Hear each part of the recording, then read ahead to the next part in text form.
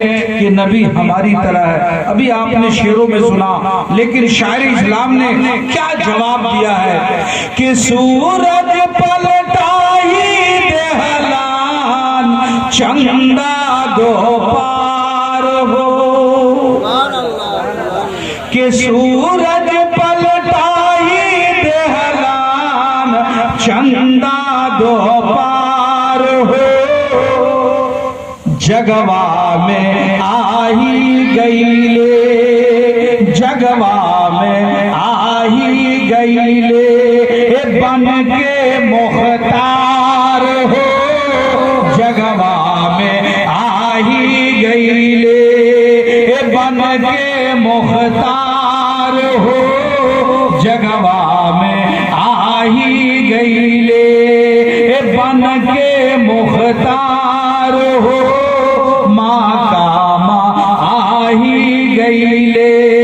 رب کے دلدار ہو. اور یہ شعر دیکھیے کتنا پیارا ہے.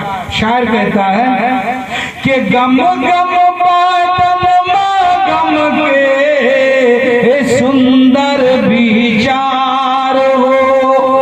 میرے آقا صلی اللہ علیہ وسلم کا بدن خوشبو سے زیادہ معطر، گلاب کی طرح آپ کا بدن گم گم گمکتا تھا. ایک مرتبہ ایک عورت سرکار کی بارگاہ میں آتی ہے، کہتی یا رسول اللہ میری بیٹی کی شادی ہے، اے میرے آقا سب کچھ انتظام ہو گیا ہے مگر خوشبو نہیں ہے. میرے آقا فرماتے ہیں اے عورت جا ایک شیشی لے کر آ جا.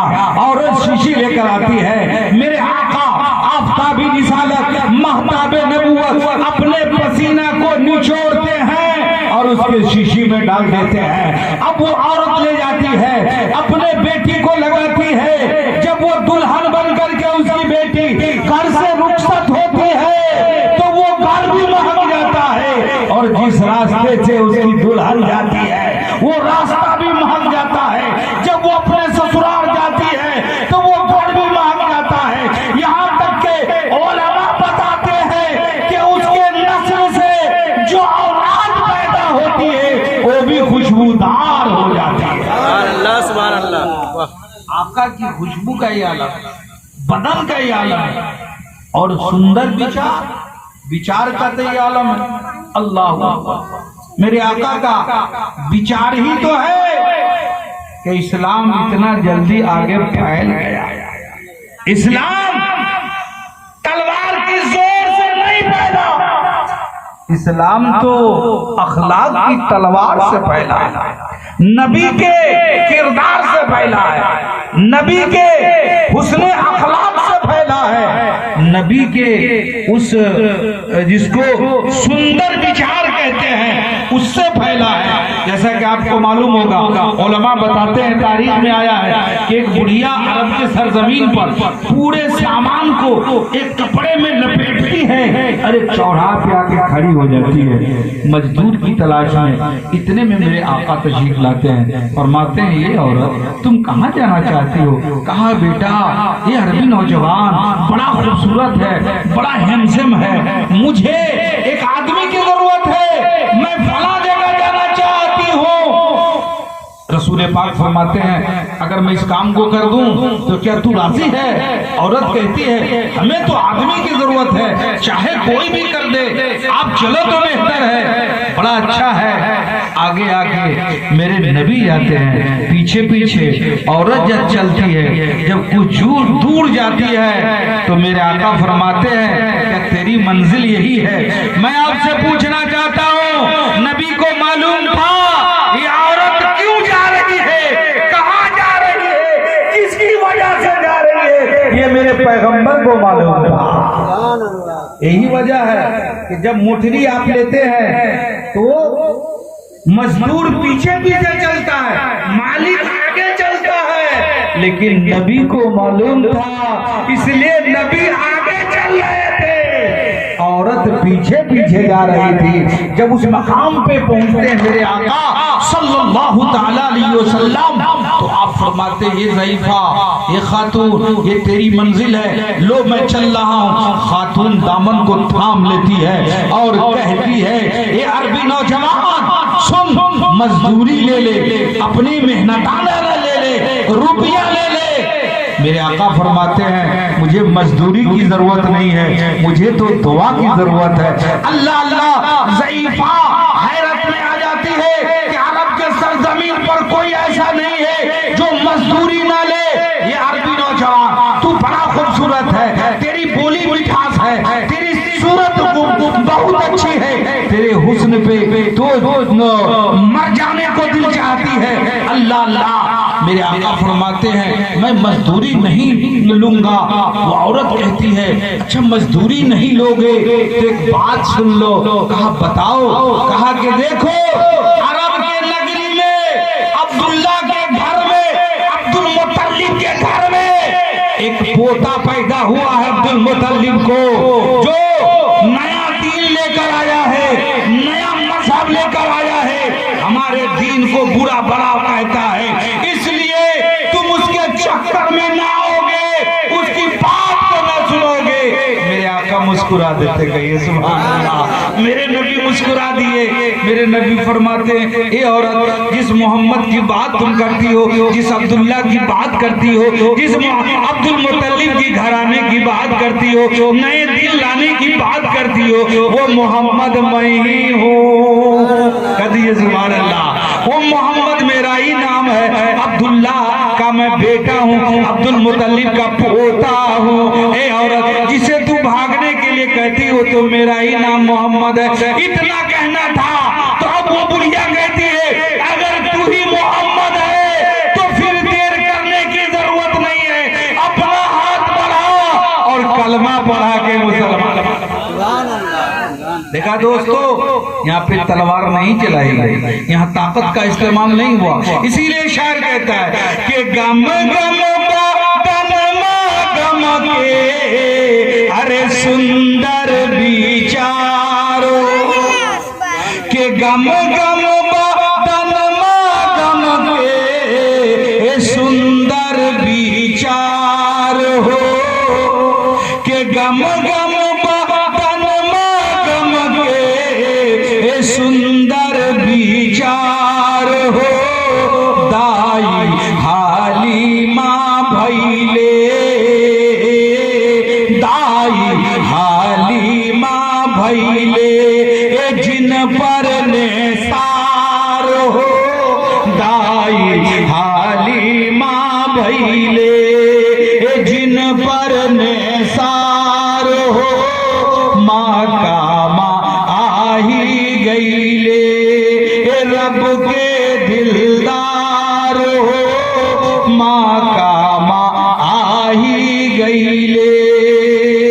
ایک مرتبہ پورا مجمع پڑھیے جھوم کر درود پاک اللہم صلی علی سیدنا و مولانا بارک وسلم صلاۃ دائمۃ وتدوم بدوام الملک الحی القیوم۔ میں نے جو خطبہ معصومہ کے بعد آیت مقدسہ کی تلاوت کرنے کا شرف حاصل کیا، رب تعالی ارشاد فرماتا ہے فَانْكِحُوا مَا طَابَ لَكُم مِّنَ النِّسَاءِ، اے لوگو نکاح کرو جو عورت پسند آ جائے، ایک سے کرو، دو سے کرو، تین سے کرو، چار سے کرو، ایک دو تین چار۔ میرا قرآن اجازت دیتا ہے، اسلام اجازت دیتا ہے۔ اب کسی کی دماغ میں یہ بات آئے گی، کوئی اعتراض پیدا کرے گا، کوئی سوال پیدا کرے گا، اے مولانا صاحب ایک شادی میں تو اتنی پریشانی ہے، ایک شادی کرنے میں تو اتنی حیرانی ہے، تین تین شادی کی بات آپ کر رہے ہیں، دو دو شادی کی بات کر رہے ہیں، چار چار شادی کی بات کر رہے ہیں۔ میں کہتا ہوں کہ یہ آپ کا الزام نہیں ہے، آگے قرآن پڑھیے، پورا نہیں دے پاؤ گے، اگر تین کا خرچہ برابر نہیں دے پاؤ گے، چار کا خرچہ برابر نہیں دے پاؤ گے، تم اگر حق نہیں دے پاؤ گے تو فواہدہ ایک ہی نکاح کرو۔ قرآن تو آگے خود فرماتا ہے، ایسا مت سوچئے گا مولانا صاحب چار کے لیے آپ نے کہا، ہاں قرآن کہتا ہے کہ چار کرو، تین کرو، لیکن فَإِنْ خِفْتُمْ أَلَّا تَعْدِلُوا، اگر تم ڈرتے ہو کہ چاروں کو انصاف نہیں دے پائیں گے تو تو ایک ہی کرو. سبحان اللہ سبحان اللہ. قرآن تو صاف صاف کہتا ہے. اب آئیے رسول پاک صلی اللہ علیہ وسلم کی بارگاہ میں آئیے, حدیث پاک سماعت کیجئے. میرے آقا لڑکی کے بارے میں ارشاد فرماتے ہیں, جس کے گھر میں لڑکی پیدا ہوگی وہ گھر کبھی بھوکا نہ رہے. سبحان اللہ. جس گھر میں پہلے لڑکی پیدا ہو وہ گھر کبھی بھوکا نہ مرے گا. میرے آقا نے فرمایا, میرے نبی نے فرمایا, میرے آمنہ کے لال نے فرمایا, نبیوں کے سردار نے فرمایا. اور آگے چل کے اللہ کے نبی فرماتے ہیں کہ اے لوگو, لڑکی رحمت ہے, لڑکا نعمت ہے. 3 بیٹیوں کی ماں بارگاہ رسالت میں حاضر ہوتی ہے, عرض کرتی ہے یا رسول اللہ, بیٹیوں کے بارے میں آپ نے فرمایا جس کے پاس 3 بیٹیاں ہو پال پوس کر جوان کرے, عزت و آبرو کے ساتھ اس کی شادی اور بیاہ کر دے, نباہ کر دے, تو کل قیامت کے میدان میں اسے ہاتھ پکڑ کے جنت میں لے جاؤں. بولیے سبحان اللہ. بیٹیوں کے بارے میں اللہ کے رسول نے فرمایا, 2 بیٹی کی ماں بارگاہ رسالت میں حاضر ہوتی ہے, عرض کرتی ہے بی بی یا رسول اللہ, جس کے پاس 3 بیٹیاں نہ ہو 2 ہی بیٹیاں ہو اس کے بارے میں آپ کا کیا حکم ہے؟ نبی فرماتے ہیں, میرے آقا فرماتے ہیں, آمنہ کے لال ارشاد فرماتے ہیں, اللہ کے رسول ارشاد فرماتے ہیں, جس کے پاس 2 ہی بیٹیاں ہو پال پوس کر جوان کرے, عزت و آبرو کے ساتھ اس کی شادی بیاہ کر دے, کل قیامت کے میدان میں وہ بھی میری نورانی چادر میں جگہ لے لے گا, اسے بھی میں انگلی پکڑ کے جنت میں لے جاؤں گا. سرکار کا فرمان سنیے, کس طرح میرے آقا اپنی امتیوں کو درس دے رہے ہیں. اللہ اکبر. کس طرح دے رہے ہیں؟ ایک بیٹی کی ماں بارگاہ رسالت میں حاضر ہوتی ہے, عرض کرتی ہے بی بی یا رسول اللہ, جس کے پاس 2 بیٹیاں نہ ہو 3 بیٹیاں نہ ہو, ایک ہی بیٹیاں ہو, ایک ہی بیٹی ہو, یا رسول اللہ اس کے بارے میں کیا حکم ہے؟ اللہ کے نبی فرماتے ہیں کہ وہ بھی جنت کا حقدار ہو جائے گا. آپ کی جوزے محترمہ مشہور, آپ کی جوزہ حضرت عائشہ بارگاہ رسالت میں حاضر ہیں, نبی فرما رہے ہیں, عرض کرتی ہے میرے سرتاج, میرے ماں باپ آپ پہ قربان, اے میرے آقا, اے اللہ کے رسول, جس کے پاس بیٹیاں ہو 4 بیٹیاں ہو وہ جنت کے حقدار, 2 بیٹیاں ہو جنت کے حقدار, 3 بیٹیاں ہو جنت کے حقدار, 1 بیٹی ہو جنت کے حقدار. لیکن اے میرے آقا, جس کے پاس نہ بیٹی ہو نہ بیٹا ہو اس کے بارے میں کیا حکم ہے؟ نبی نے فرمایا اے عائشہ سن لے, اے عائشہ یاد کر لے, میں اپنے امتیوں کو پیغام دے رہا ہوں, اگر بیٹی نہ ہو بیٹا نہ ہو, اگر دوسرے کی بیٹی کی شادی کر دیا, مدد کر دیا, شادی کرا دیا, وہ بھی جنت کا حقدار ہو جائے گا. نبی نے فرمایا اے لوگو, اپنی بیٹی پہ خرچ کرو یا دوسرے کی بیٹی پہ خرچ کرو, اللہ نے فرمایا وہ جنت کا حقدار ہو جائے گا. اللہ اکبر. کسی نے اگر بیٹی کی شادی کرا لیا, اتنا بڑا سوال, آپ مکہ جاؤ, مدینہ جاؤ, عرب جاؤ, حج کر کے آؤ, اللہ اللہ, جتنا ثواب ایک حج کرنے میں ہے اتنا ثواب ایک بیٹی کی شادی کر کے بدائی اتنا ثواب, اتنی نیکیاں ایک بیٹی کے نباہ کر دینے میں ہے. لیکن اے ملت کے نوجوانوں, یہ سب میرے آقا نے کب فرمایا, کس موقع پہ فرمایا؟ درود پاک پڑھیے تو میں آگے بڑھوں. اللہم صلی علی سیدنا و مولانا بارک وسلم صلاۃ دائمۃ و تدوم بدوام الملک الحی القیوم.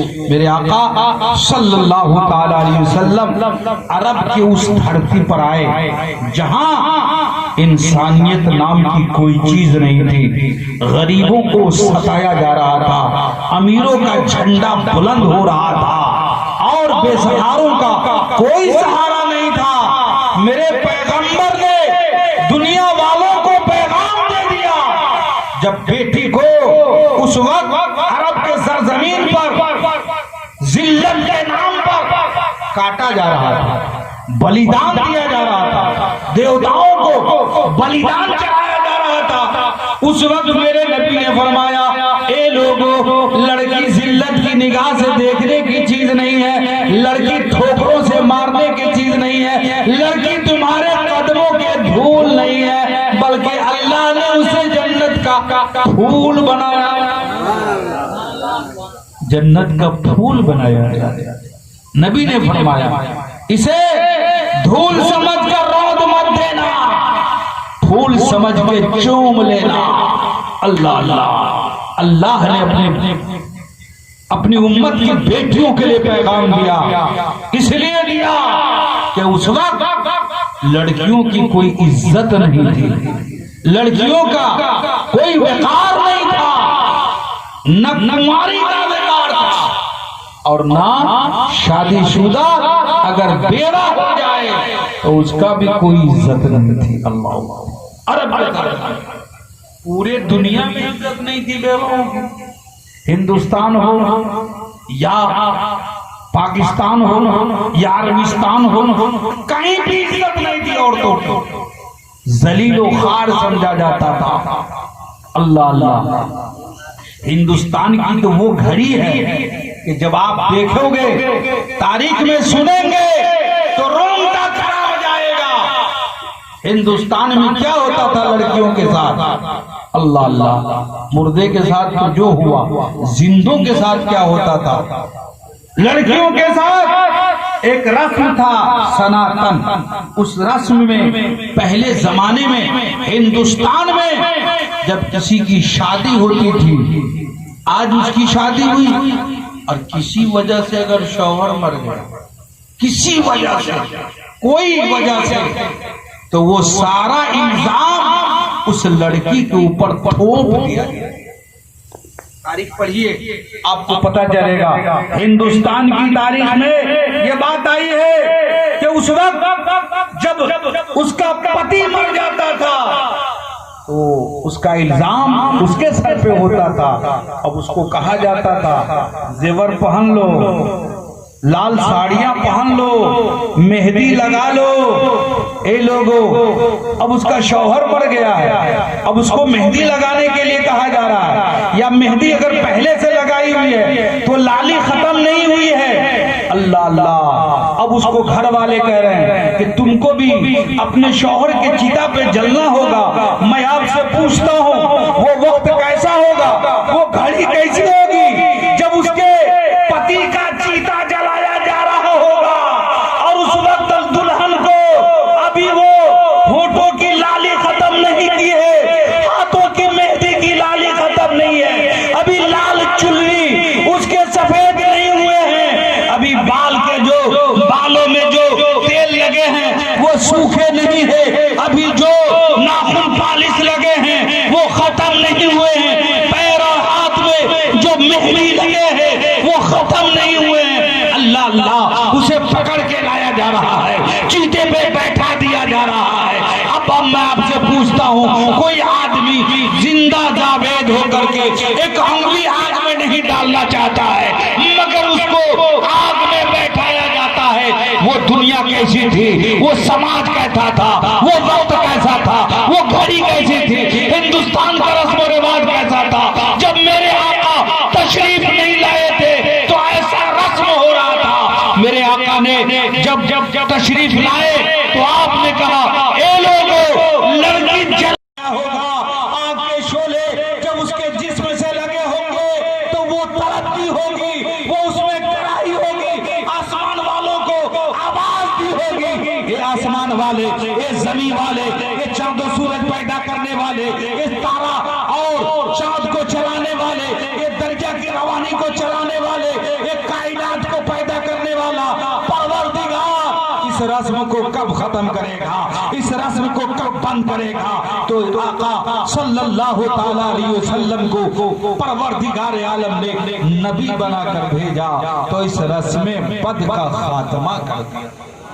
نعرہ تکبیر، نعرہ تکبیر، نعرہ رسالت، یا رسول اللہ، نعرہ رسالت، یا رسول اللہ، حضرت علامہ منظور القادری صاحب قبلہ، نعرہ تکبیر۔ اللہ اکبر۔ درشی پڑھ لیجیے، اللہم صلی علی سیدنا مولانا بارک وسلم صلاۃ دائمۃ و تدوم بدوام الملک الحی القیوم۔ عزیزان ملت اسلامیہ، ہندوستان میں ایک سے ایک تاریخ ہے جو آپ کو پتہ چلے گا کہ کیا کیا ہو رہا تھا اس وقت جب میرے پیغمبر نہیں آئے تھے تو لڑکیوں کے ساتھ کیا ہو رہا تھا۔ بخاری شریف نہیں، اس داؤد شریف کی حدیث پاک ہے، میرے آقا صلی اللہ تعالی علیہ وسلم جب نہیں تشریف لائے تھے، اس دنیا میں نہیں آئے تھے، تو لڑکی جب بیوہ ہو جاتی تھی تو اس کو گھر والے اپنے گھر میں رکھتے نہیں تھے، اس کو گھر سے باہر رکھ دیتے تھے، ایک گہرے آبادی میں بھی جگہ نہیں دیتے تھے، ایک جنگل میں جا کر کے، پہاڑ کی چوٹی پہ ایک وادی میں جا کر کے اس کے لیے ٹھکانہ بنایا جاتا تھا، اس کے لیے جھوپڑی بنا دی جاتی تھی، اس کے لیے ایک گھر تعمیر کر دیا جاتا تھا، اور وہیں پہ اس کو کھانا بھیج دیا جاتا تھا کہ تو بستی میں مت آؤ، تیرا سایہ کسی پہ نہ پڑے، تیری نگاہ کسی پہ نہ پڑے، کسی کی نگاہ تم پہ نہ پڑے۔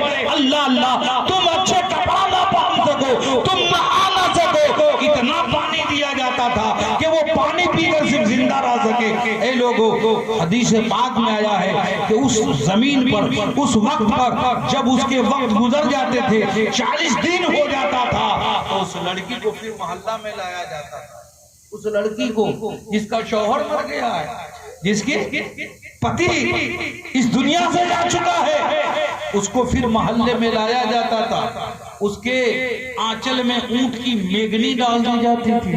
کتاب پڑھیے، ہسٹری پڑھیے عرب کے سرزمین پر، اس کے آنچل میں میگنی جس کو اونٹ کی لید کہتے ہیں وہ ڈال دیا جاتا تھا، اور وہ چلتی تھی، ایک ایک لید کو گراتی تھی، بچے پیچھے سے تالیاں بجاتے تھے۔ اے لوگوں، میں آپ سے پوچھنا چاہتا ہوں، عرب کے سرزمین پر جب اس لڑکیوں کے پیچھے پیچھے تالیاں بجائی جا رہی ہوگی، اس کو نہلایا نہیں دیا جائے گا، اس کو اچھے کپڑے پہننے کا حکم نہیں ہے، اس کو سنورنے کا حکم نہیں ہے، اس کو خوبصورت اچھے کپڑے پہننے کا حکم نہیں ہے، تو اس کے دل پہ کیسا گزرتا ہوگا۔ اسی لیے میرے آقا نے عرب کے سرزمین پر فرمایا، اے لوگوں، لڑکی پیروں کا دھول نہیں ہے، یہ تو جنت کا پھول ہے۔ سبحان اللہ، یہ تو جنت کا پھول ہے، اسے دھول سمجھ کر کے رات مت دینا۔ درود پاک پڑھ لیجئے، اللہم صلی علی